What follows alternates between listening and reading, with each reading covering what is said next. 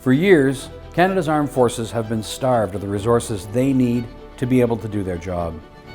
The war in Ukraine has further exposed just how bare our military cupboards are and how incapable Canada is of mounting a serious response to the global challenges of today. The world has changed, and it is time for leadership in Ottawa to address this stark reality.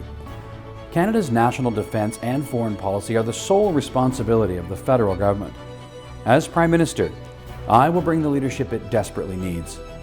3 priorities will guide our renewed vision for Canada. 1. Keep Canadians safe and secure. 2. Advance economic opportunities. And 3. Advance human rights and democratic governance around the world. Today's women and men in Canada's armed forces deserve better. For far too long, Canada has neglected to resource our forces with the personnel and equipment that they need to keep Canadians safe. 7 years after cancelling the purchase of F-35s when he came to power, Justin Trudeau is finally doing the right thing and buying new fighter jets for our Air Force. But that's not enough. Our allies are literally forming new alliances without us, because Canada today is an unreliable partner on the world stage. It's like so much we see with this government. They want credit for saying all the right things, but they do little of the work to see the job done. Canada needs to meet its commitments to our NATO allies and spend 2% of our GDP to build up Canada's armed forces. But this isn't just about spending more money. We need to take a serious look at the operational strategy of our armed forces and make sure they are capable of moving with agility to get the equipment and personnel they need to keep us safe and to respond to the threats of the 21st century. Our allies need to be able to believe that when Canada says it's going to do something on the world stage, we will follow through. A decades-long procurement process to build and deliver nothing is the wrong approach. We need action, backed by investment that takes the challenges of the world seriously. We need to end the problems of procurement and the cross-government finger-pointing to correct it. Let's work together, and let's be honest about what we can and what we cannot do. Arctic sovereignty, integrated defense capabilities, and modern equipment for our armed forces must be what Canada commits to and delivers. Set the right policies, budget the right amount, and step by step we will build back up our armed forces capable of keeping Canada safe and increasing our power around the world. Which brings me to foreign affairs. Our foreign policy is adrift, and the resources we do dedicate to it are spread too thin to be effective in most of their pursuits. While it may be no surprise that diplomats tiptoe around Canada's ineffective ways, the actions of our allies and partners speak louder than their words. They are literally forming new alliances without us to coordinate the resources, the strategy, and determination to address the challenges of our time. The years of hitchhiking for a piggyback on our partners' efforts has to end. We know there are threats in this world. Russia is a threat to global security. Afghanistan is once again ruled by the Taliban. China is using its military and economic might to sow instability and undermine global security in the Asia-Pacific, while also engaging some of the most egregious human rights violations we have seen in the world today. That is why we will ban Huawei from our 5G networks.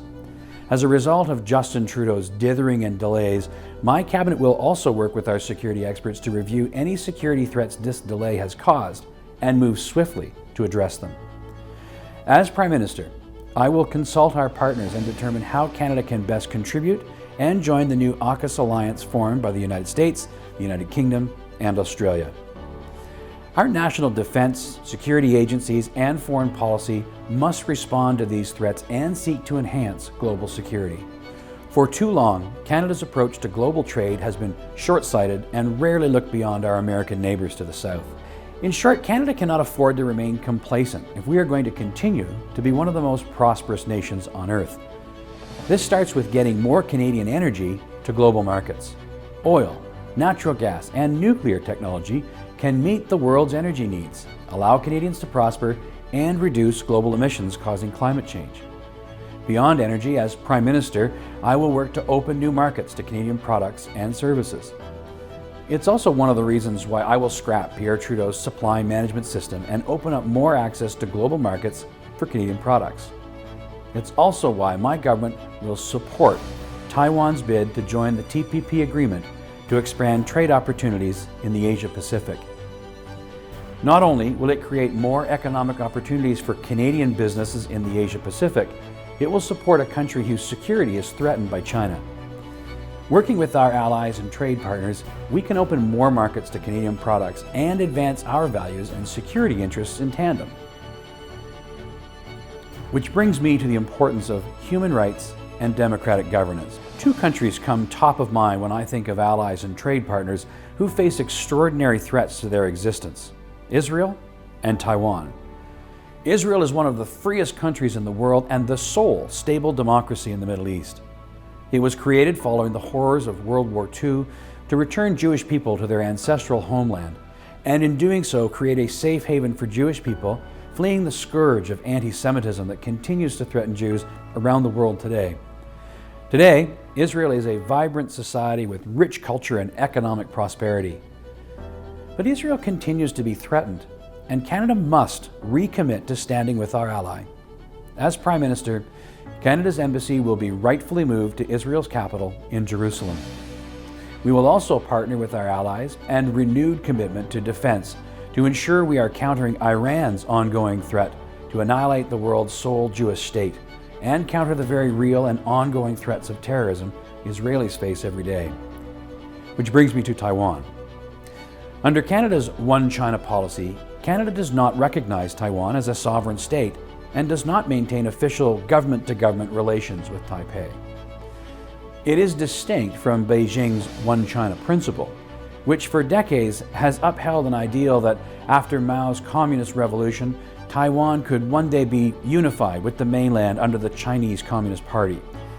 For the better part of 50 years, Canada's and Western foreign policy was premised on the basis that increased trade and prosperity with China would lead to greater adherence to human rights and liberalization of communism's harsh edges. We were wrong. Taiwan today is a sovereign, democratic country, a beacon of openness, democracy, respect for human rights, and a case study in the benefits of a market-based economy open to trading with the world. It is time for Canada to recognize this reality. It's why my government will not only welcome Taiwan joining the TPP, but will support the greater integration at Taiwan's request to join the World Health Organization, obtain observer status at Interpol, and the United Nations Framework Convention on Climate Change. While both these countries are small, their symbol in advancing human rights and democratic governance cannot be understated. These are the main priorities Canada must advance to keep Canadians secure, create more economic opportunity, and advance human rights and democratic governance around the world. If you believe Canada is capable of being and doing so much more, join me. Join my campaign at VoteScott.ca. Let's bring a new approach to Ottawa that delivers results for people and unites all Canadians. Thank you.